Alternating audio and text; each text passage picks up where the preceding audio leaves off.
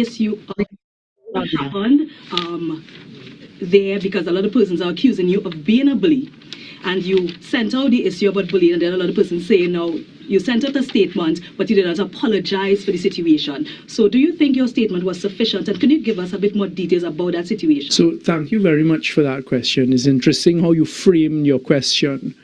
I came here to address matters that were decided by cabinet, matters that were addressed by the cabinet. What you've raised with me is a personal matter. People are always going to have different opinions. Yesterday, I put out, I think, a very clear statement. There are always people who are going to interpret things very differently. As I said in my statement yesterday, that was a very traumatic incident that took place 33 years ago, which is quite a while ago. When I was a teenager, the other individual who was involved was also a teenager at the time. As I said in my statement yesterday, I am not going to do anything that would affect at this stage, because I don't think it is a conversation you get into details about he say, this one say, different people having recollections, etc. I don't think there's any benefit to that.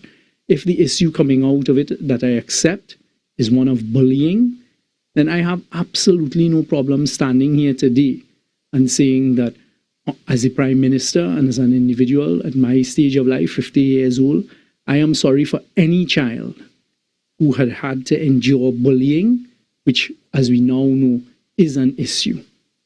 With respect to that specific issue, I've already addressed it, and I am not going to do anything to affect persons' recollection of the incident or to water down, for want of a better word, their feelings, how they feel, because it was a traumatic incident.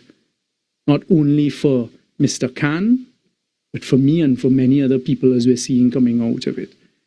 What I gave is a commitment that I will use this office to address the issue of bullying.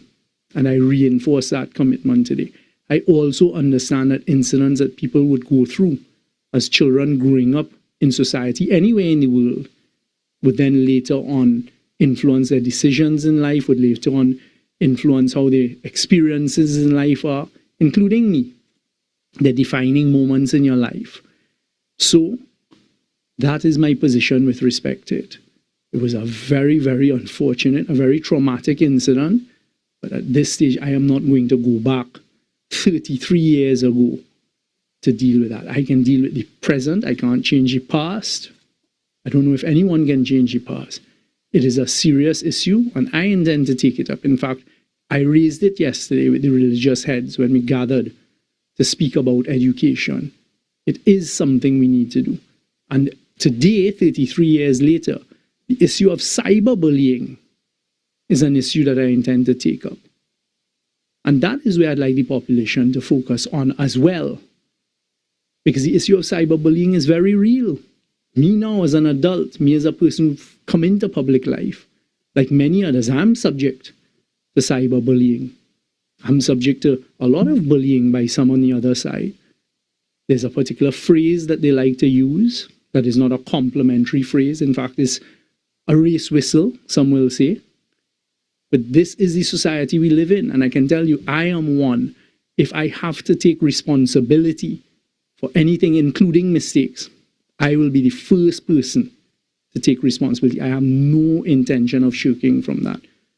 So I stand here without fear, and I am apologizing to every single child who has had to endure bullying.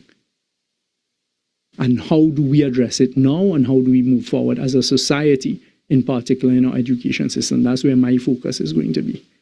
Okay? Please identify yourself. From the